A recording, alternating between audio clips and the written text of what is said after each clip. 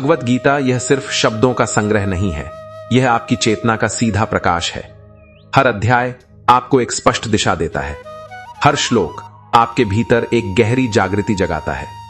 यह वह ग्रंथ है जो समय की सीमा से नहीं बनता, यह युगों के पार जाता है और हर बार आपको एक नया अर्थ, एक नई चमक, एक नया संदेश देता है। गीता में शक्ति है, विवेक की शक्ति, शांति की शक्ति, धर्म की शक्ति और उस सत्य की जो इस दुनिया में कभी बदलता नहीं। इसमें भय नहीं है, नहीं कोई अंधकार है, सिर्फ एक निर्मल उजाला है जो आपकी आत्मा को उसकी असली पहचान कराता है। गीता कहती है, ज्ञान वही दीप है जो अज्ञान के सबसे घने अंधकार को भी जड़ से मिटा देता है। और जब यह ज्ञान आपके भीतर उतरता है तो मन स्थिर हो जाता है, विचार शांत हो जाते हैं और आत्मा में एक उजाला फैल जाता है, जैसे किसी ने अंदर से दरवाजा खोल दिया हो। इसलिए गीता सिर्फ पढ़ी नहीं जाती, यह जीवन में महसूस की जाती है। सिर्फ समझी नहीं जाती, यह आपके पूरे जीवन में प्रकाश भर जाती है। समय बदले, युग बदलें, पूरी दुनिया बदल जाए, पर गीता का यह दिव्य ज्ञान अमर रहता है, अडिग रहता है और हमेशा प्रकाश देता रहता है। कभी कभी जीवन हमें ऐसे पलों के सामने ला देता है जहां मन बिखर जाता है। एक दिन सब कुछ ठीक लगता है और दूसरे दिन ऐसा लगता है जैसे धरती पैरों के नीचे से खिसक गई हो। खुशियां एक पल में आती हैं और दुख उसी पल छीन कर ले जाते हैं। इंसान परेशान होता है, आखिर मन को स्थिर कैसे रखें, शांति कैसे बनाए रखें। और यही वह जगह है जहां गीता का यह संदेश दिल को गहराई से छूता है। जो व्यक्ति सुख और दुख दोनों में समान रहता है, वही स्थिर बुद्धि वाला है। सुख में हम उठ जाते हैं, दुख में हम टूट जाते हैं, लेकिन गीता कहती है कि जिस मन को हर बाहरी घटना हिला दे, वह मन अभी साधना में है, परिपक्व नहीं। स्थिर बुद्धि वह होती है जो परिस्थिति को देखकर नहीं बदलती, बल्कि परिस्थिति को देखकर और भी शांत हो जाती है। अर्जुन भी तो उसी उथल पुथल में था। वह युद्ध भूमि में खड़ा था, पर असली युद्ध उसके अंदर चल रहा था। उसके हाथ कांप रहे थे, आंखें भर आई थीं और मन कह रहा था कि अब वह आगे नहीं बढ़ सकता। उसे लगा कि जीवन उसके सामने एक भारी परीक्षा बनकर खड़ा है और वह इस परीक्षा के लायक नहीं।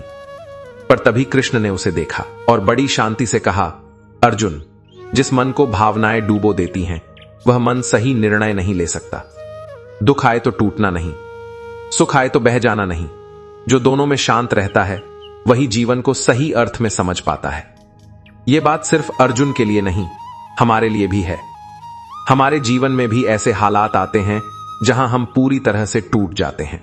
कभी किसी रिश्ते की वजह से, कभी किसी नुकसान की वजह से, कभी किसी शब्द की वजह से, कभी किसी असफलता की वजह से। ऐसे क्षणों में मन कहता है, मैं हार गया। लेकिन गीता कहती है, यह हार नहीं, यह मन की परीक्षा है। यदि मन स्थिर है तो कोई भी तूफान उसका कुछ नहीं बिगाड़ सकता। एक कहानी है, एक साधु नदी किनारे बैठे थे। एक मजबूत हवा चली और नदी का पानी तेजी से उठने लगा। पास में एक छोटा पौधा हिल रहा था, कभी इधर झुकता, कभी उधर, पर जड़ें इतनी स्थिर थीं कि हवा कितनी भी तेज होती, वह गिरता नहीं था। साधु ने मुस्कुराकर कहा, स्थिरता का मतलब कठोर होना नहीं, स्थिरता का मतलब परिस्थिति के साथ झुकना पर टूटना नहीं होता। यही तो स्थिर बुद्धि है। भावनाएं आती हैं, लहरें उठती हैं, पर आप डूबते नहीं। कृष्ण कहते हैं, जो व्यक्ति अपनी इच्छाओं पर नियंत्रण कर लेता है, जो मन को भटकने नहीं देता, वह धीरे धीरे स्थिर बुद्धि को प्राप्त कर लेता है। देखिए, मन हमेशा या तो अतीत में भागता है या भविष्य में। अतीत के घाव, भविष्य की चिंता, इन्हीं दो के बीच मन इतना भागता है कि वर्तमान खो जाता है। लेकिन स्थिर बुद्धि का अर्थ ही यही है कि मन वर्तमान में रहे, फैसला अभी ले, शांति अभी बनाए और डर को दिल में जगह न दे। पर यह आसान नहीं है। हम इंसान हैं, भावनाएं हैं, उम्मीदें हैं, चोटें हैं। दुख हमें तोड़ता है क्योंकि हम उसे व्यक्तिगत रूप से लेते हैं। सुख हमें उड़ाता है क्योंकि हम उसे स्थायी मान लेते हैं, और यही भ्रम हमें अस्थिर करता है। कृष्ण का संदेश बहुत सरल है, सुख और दुख दोनों अस्थायी हैं। वे आएंगे और चले जाएंगे, पर तुम्हारी दृष्टि, तुम्हारा धैर्य, तुम्हारा मन, यह स्थायी होना चाहिए। कल्पना करो कि तुम समुद्र हो, लहरें ऊपर नीचे होंगी, तूफान आएगा, हवा बदलेगी, पर समुद्र की गहराई शांत रहती है। स्थिर बुद्धि वही अंदर की गहराई है। लहरें चाहे जितनी भी उठें, वे आपको सतह पर हिला सकती हैं, पर आपके अंदर नहीं उतर पाती। आज यदि तुम्हें कोई बहुत बड़ी परेशानी घेर रही है, अगर मन बेचैन है, अगर भीतर तूफान है, तो खुद से बस एक वाक्य कहो, यह भी चला जाएगा। मैं इससे बड़ा हूं, क्योंकि दुख कोई अंतिम सत्य नहीं, सुख भी कोई अंतिम सत्य नहीं। सत्य है सिर्फ आपका धैर्य, आपका विवेक, आपका संतुलन। कृष्ण आगे कहते हैं, जिस व्यक्ति को न किसी चीज की इच्छा होती है, न किसी चीज से घृणा, उसका मन स्थिर रहता है। मतलब यह नहीं कि इंसान चाहे ही नहीं, मतलब यह है कि इच्छा आपको बांध न ले और द्वेष आपको जला न दे। जब नियंत्रण आपका है, तब मन स्थिर है। जब नियंत्रण भावनाओं का है, तब मन अस्थिर है। इसलिए स्थिर बुद्धि का अर्थ है भावनाओं को जीना, पर उनके गुलाम न बनना, स्थितियों को देखना, पर उनमें खो न जाना, रिश्तों को निभाना, पर उनसे टूट न जाना, सफलता को स्वीकारना, पर अहंकार में डूब न जाना, असफलता को देखना, पर खुद को कमजोर न मान लेना। यही वह दृष्टि है जिसमें मन शांत रहता है और इंसान हर परिस्थिति में संभल जाता है। और यह मत सोचिए कि स्थिर बुद्धि वाला व्यक्ति दुख महसूस नहीं करता। वह करता है, पर दुख उसे नियंत्रित नहीं करता। वह खुश होता है, पर खुशियां उसे बहा नहीं ले जाती। वह नदी की तरह बहता है, पर पहाड़ की तरह खड़ा रहता है।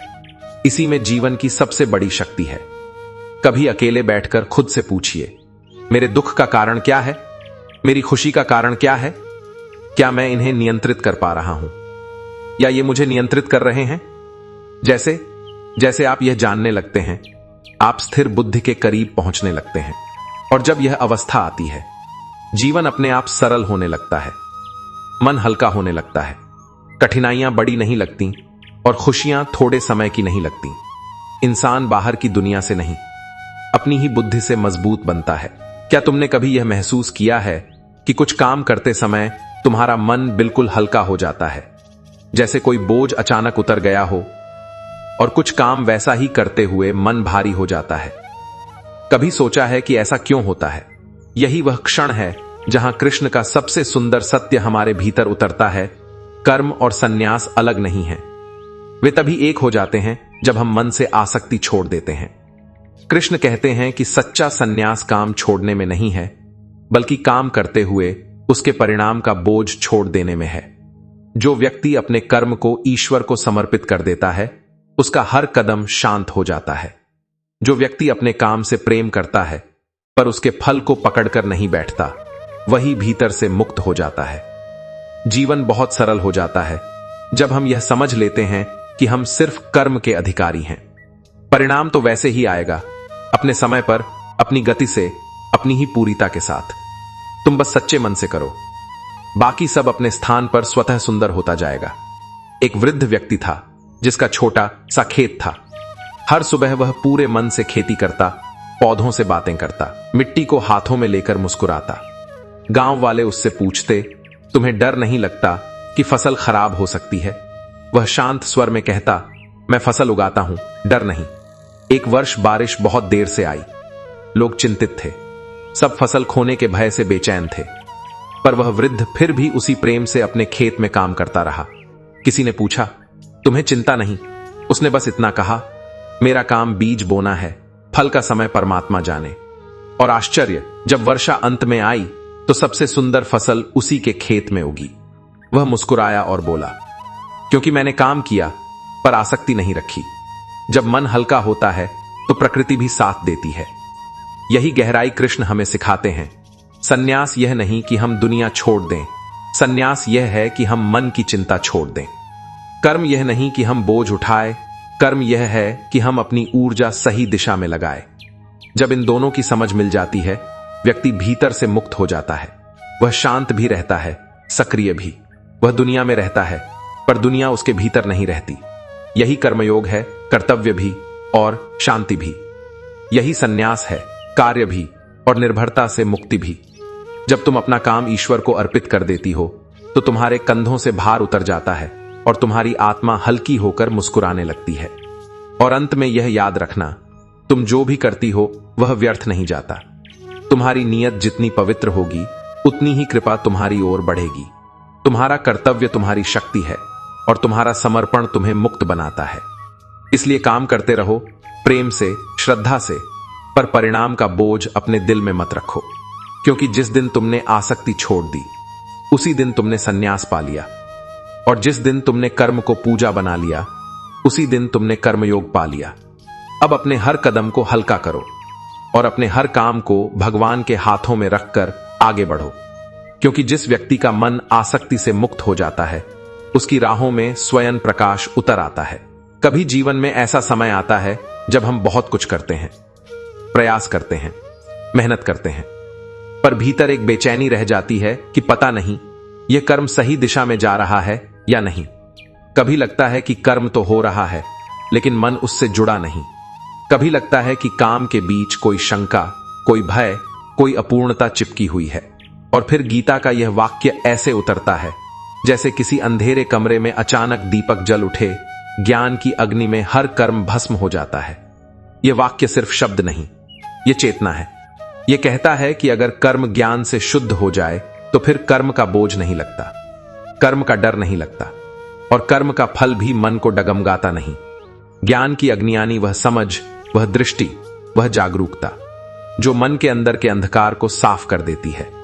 जैसे पानी में हाथ डालकर मिट्टी को अलग कर दो तो साफ पानी दिखने लगता है, वैसे ही ज्ञान मन की गहराई को साफ कर देता है और फिर कर्म अपने आप पवित्र हो जाते हैं। अर्जुन भी इसी उलझन में था। वह कह रहा था, मैं युद्ध करूं या न करूं, मैं यह कर रहा हूं, पर सही है या गलत, मेरे कर्म पाप होंगे या पुण्य। वह कर्म के बोझ से डर रहा था। और तब कृष्ण ने कहा, अर्जुन, कर्म से घबराता वही है जिसका मन अभी ज्ञान से दूर है। जब ज्ञान जागता है तो कर्म जल जाता है। मतलब यह नहीं कि कर्म नष्ट हो जाता है, मतलब यह है कि कर्म का भय, कर्म का भ्रम, कर्म का अहंकार, इन सब की जड़ जल जाती है। ज्ञान वह अग्नि है जो भ्रम को जलाती है पर समझ को उजाला देती है। कृष्ण कहते हैं, ज्ञान वह दीप है जो भीतर जलता है और धीरे धीरे हर संदेह को भस्म कर देता है। और यही वह जगह है जहां इंसान अपने कर्म को सिर्फ कर्तव्य नहीं बल्कि साधना मानने लगता है। एक पुरानी कहानी है। एक कुम्हार मिट्टी को गूंथ रहा था। मिट्टी में पत्थर थे, कचरा था, नमी कभी कम होती, कभी ज्यादा, पर वह शांत बैठा था क्योंकि वह जानता था कि यह सब प्रक्रिया का हिस्सा है। एक राहगीर ने पूछा, तुम इसमें इतना आराम कैसे महसूस कर रहे हो? यह काम तो कठिन है। कुम्हार मुस्कुराया और बोला, जब तक मुझे नहीं पता था कि मिट्टी का असली रूप कितना सुंदर होगा तब तक यह काम बोझ था, लेकिन जैसे ही मुझे ज्ञान हुआ कि यह मिट्टी एक खूबसूरत घड़ा बनेगी, तभी से यह काम भारी नहीं, पवित्र लगने लगा। यही तो कर्म की शुद्ध है। जब आप जानते हैं कि आपका कर्म क्यों हो रहा है, किस दिशा में जा रहा है, किस सत्य की ओर ले जा रहा है, तब आपका हर काम पूजा बन जाता है। ज्ञान कर्म को बदलता नहीं, कर्म करने वाले को बदल देता है। आप वही काम करते हैं, वही खाना बनाना, वही घर संभालना, वही नौकरी, वही कठिनाइयां, वही लोगों की बातें, पर मन बदल जाता है। और जब मन बदलता है तो कर्म शुद्ध हो जाता है। कभी कभी हम बिना समझे कर्म करते जाते हैं और फिर सोचते हैं कि जीवन इतना भारी क्यों लगता है। हम सोचते हैं, मैं इतना कर रहा हूं फिर भी संतोष क्यों नहीं, मैं मेहनत कर रहा हूं फिर भी मन में तनाव क्यों? क्योंकि कर्म है लेकिन ज्ञान नहीं है। जिस दिन ज्ञान आएगा कि कौन सा काम मेरे कर्तव्य का हिस्सा है, कौन सा काम मेरी आत्मा के विकास का रास्ता है और कौन सा काम सिर्फ दिखावे का बोझ है, उस दिन आपके काम खुद ही हल्के हो जाएंगे। जो कर्म ज्ञान से जुड़ा है वह आपको भीतर से शांत करता है। जो कर्म अहंकार से जुड़ा है वह आपको भीतर से थकाता है। कृष्ण कहते हैं, ज्ञानवान व्यक्ति कर्म करता है पर कर्म में बंधता नहीं, क्योंकि वह जानता है कि वह करता नहीं, सिर्फ साधक है। मतलब जब आप जानते हैं कि हर काम ईश्वर की इच्छा से होता है, आप केवल एक माध्यम हो, तो कर्म का भार कंधे पर नहीं रहता। आप परिणाम से नहीं डरते, आप गलतियां होने पर खुद को दोषी नहीं मानते, आप सफल होने पर खुद को महान नहीं समझते। आप बस करते हैं और करते समय आप भीतर से स्वतंत्र महसूस करते हैं। ज्ञान वह चाबी है जो कर्म को बंधन से धर्म में बदल देती है और काम को तनाव से तपस्या में। जब इंसान कहता है, मैं ये काम इसलिए कर रहा हूं क्योंकि यह मेरा धर्म है, तभी कर्म शुद्ध होता है। जब कहता है, मैं यह काम इसलिए कर रहा हूं ताकि लोग कुछ कहें, तभी कर्म अशुद्ध होता है। ज्ञान की अग्नि यही करती है, वह उद्देश्य को जला देती है जो आपको बांधता है। और सिर्फ वह उद्देश्य छोड़ देती है जो आपको ऊपर उठाता है। जीवन का हर काम, चाहे वह घर की जिम्मेदारी हो, चाहे नौकरी हो, चाहे रिश्तों को निभाना हो या खुद को संवारना हो, अगर ज्ञान की रोशनी में किया जाए तो हर कर्म शुद्ध हो जाता है। और जब कर्म शुद्ध होता है तो मन हल्का होता है। मन में कोई डर नहीं, कोई पछतावा नहीं, कोई तनाव नहीं, कोई उलझन नहीं। यह वही अवस्था है जिसे कृष्ण शांति कहते हैं। कर्म में रहते हुए भी भीतर शांत, भागदौड़ में रहते हुए भी भीतर स्थिर, दुनिया में रहते हुए भी भीतर मुक्त। और यही इस उपदेश का सार है। ज्ञान की अग्नि में हर कर्म भस्म हो जाता है और जो शेष बचता है वही पवित्र कर्म है, वही धर्म है, वही मुक्ति का मार्ग है। जीवन की सबसे बड़ी लड़ाइयां बाहर नहीं, भीतर लड़ी जाती हैं। बाहर के शत्रु तो कभी दिख जाते हैं, बदल जाते हैं, हार जाते हैं, पर भीतर का शत्रु मन, वह कभी सामने नहीं आता, पर हर क्षण हमें दिशा देता है, भटकाता है, उठाता है, गिराता है। कभी हमें ऊंचाइयों तक ले जाता है, कभी एक छोटी सी बात में हमें भीतर से तोड़ देता है।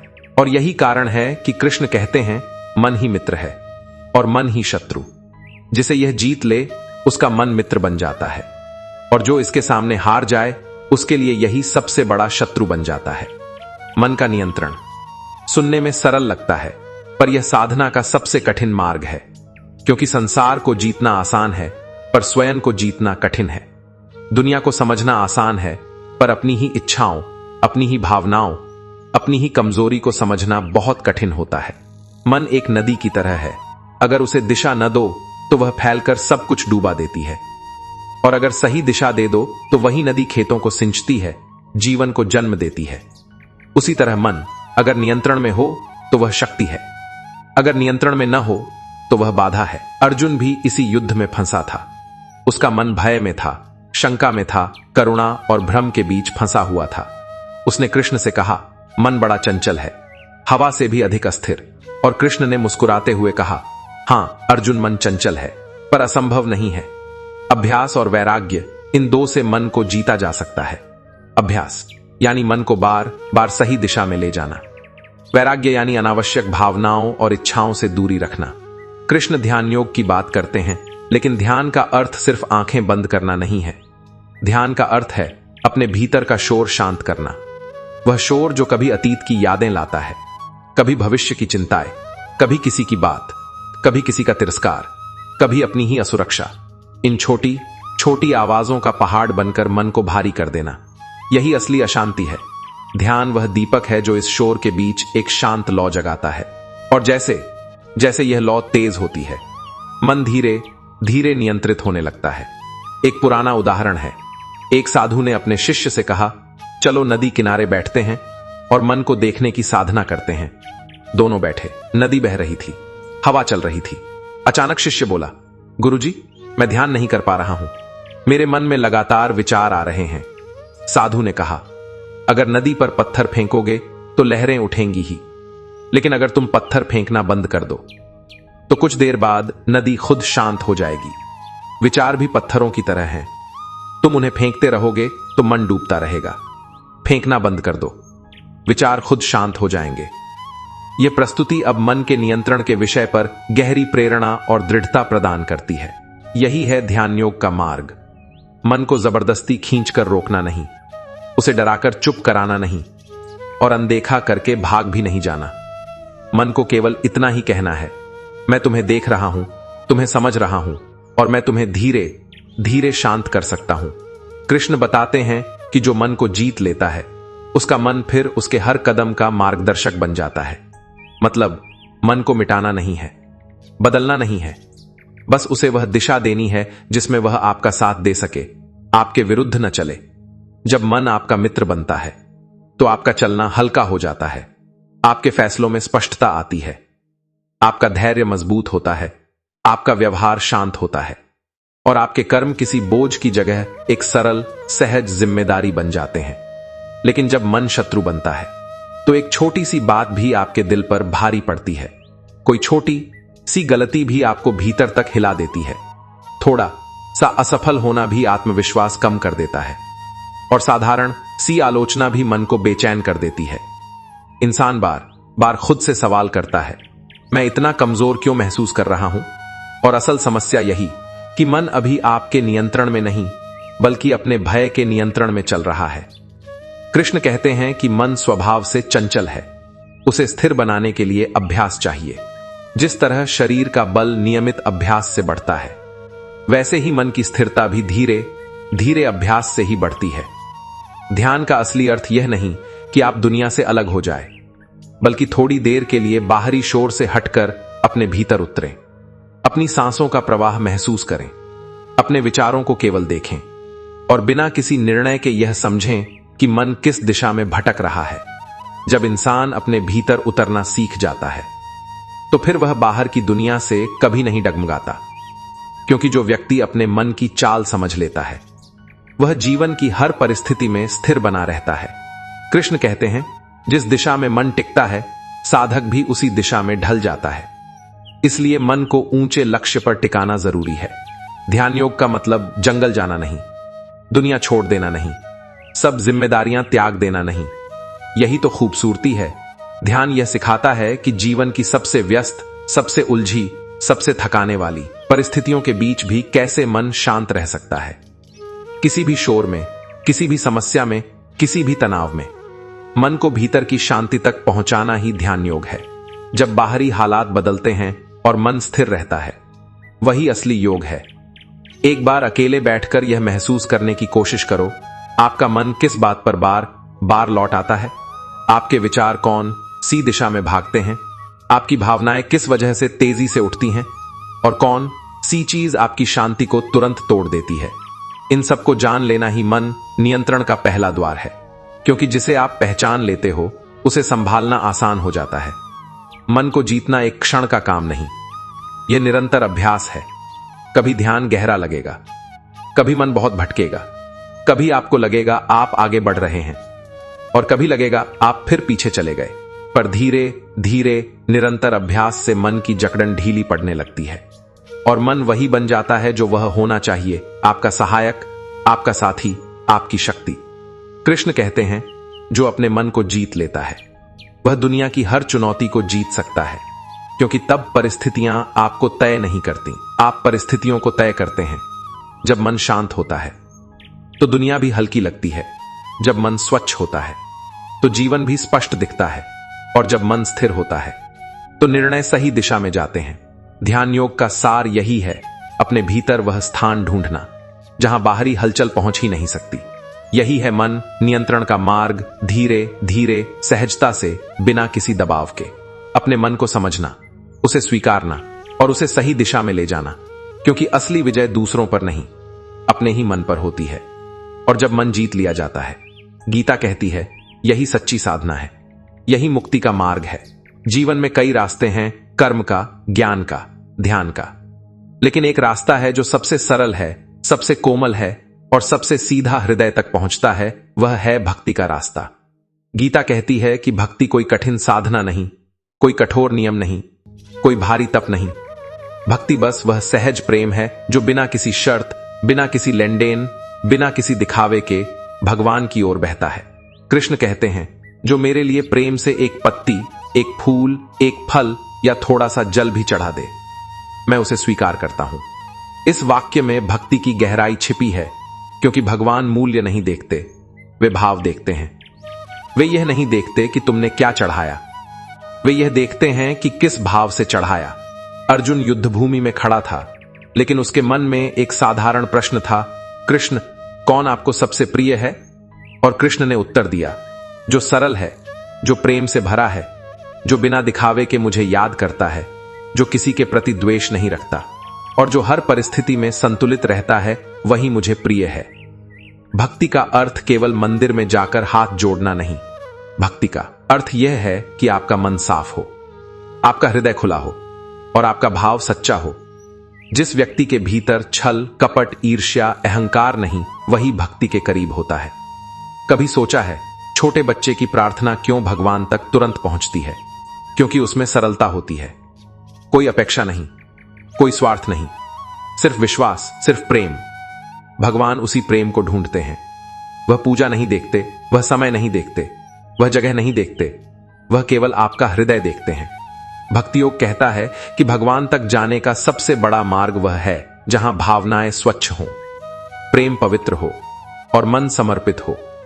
भक्ति वह साधना है जिसमें आप खुद को भगवान पर नहीं थोपते, बल्कि अपने अंदर ईश्वर को महसूस करते हैं। कभी किसी संकट में आप चुपचाप भगवान का नाम लेते हैं, वह भी भक्ति है। कभी किसी दर्द में आप अपने मन को संभालते हुए कहते हैं, मुझे पता है मेरे साथ ईश्वर हैं, वह भी भक्ति है। कभी खुशी में बिना कारण आंखें भर आती हैं, वह भी भक्ति है, क्योंकि भक्ति कोई क्रिया नहीं, ये एक अवस्था है। भक्ति का अभ्यास यह नहीं कि आप घंटों भजन में बैठें। भक्ति का अर्थ है कि आपका हृदय हल्का हो, आपका व्यवहार मधुर हो, आपके भीतर करुणा हो। जो व्यक्ति दूसरों के लिए भला सोचता है, जो किसी को चोट नहीं पहुंचाना चाहता, जो जीवन को प्रेम से देखता है, वही सच्चा भक्त है। कृष्ण कहते हैं, जो किसी से द्वेष नहीं करता, जो दयालु है, जो अहंकार से मुक्त है, जो संतोषी है, जो मन और इंद्रियों पर नियंत्रण रखता है, वह मुझे सबसे प्रिय है। ध्यान दीजिए, यहां कहीं भी यह नहीं कहा गया कि भगवान का प्रिय बनने के लिए बड़ी पूजा करनी होगी, बड़े दान देने होंगे या किसी जंगल में जाकर तपस्या करनी होगी। कृष्ण कहते हैं कि सरलता ही पर्याप्त है, प्रेम ही पर्याप्त है, सच्चाई ही पर्याप्त है। भक्ति का सबसे बड़ा रूप है स्वीकार करना, ईश्वर को स्वीकार करना, स्थिति को स्वीकार करना, अपने कर्म को स्वीकार करना और जीवन के हर उतार चढ़ाव को भगवान के संदेश की तरह देखना। जब भक्ति हृदय में उतरती है तो व्यक्ति कठोर नहीं रहता, वह नम्र हो जाता है, वह शांत हो जाता है। उसकी आंखों में शिकायत कम, आभार ज्यादा दिखता है। वह दुनिया से कुछ लेने नहीं आता, वह देने आता है। भक्ति इंसान को बहुत हल्का बना देती है। अहंकार टूट जाता है, दुख भारी नहीं लगता, सुख अहंकार नहीं बढ़ाता, रिश्ते मीठे हो जाते हैं, जीवन सरल हो जाता है। भक्ति वह मार्ग है जहां कोई हार नहीं, क्योंकि भक्ति में लक्ष्य जीतना नहीं, लक्ष्य जुड़ना है। भक्ति योग का सबसे सुंदर संदेश यही है कि ईश्वर आपके दिखावे से प्रभावित नहीं, वे आपके दिल से प्रभावित होते हैं। और जब दिल साफ हो, भावना सच्ची हो, तो ईश्वर दूर नहीं रहते, वे आपके हर कदम में, हर सांस में, हर दिन में अनुभव हो जाते हैं। कृष्ण कहते हैं, जो निष्कपट प्रेम से मेरी शरण में आता है, मैं उसे कभी नहीं छोड़ता।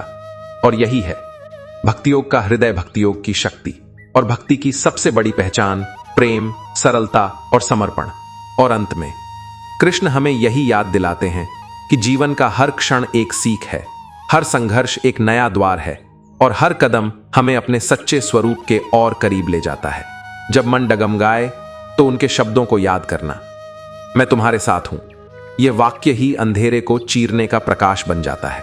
अपने भीतर छुपी शक्ति को पहचानो, अपने कर्म को ईमानदारी से निभाओ और अपने मार्ग पर अटल रहो, क्योंकि वही मार्ग जीवन को अर्थ देता है और आत्मा को शांति।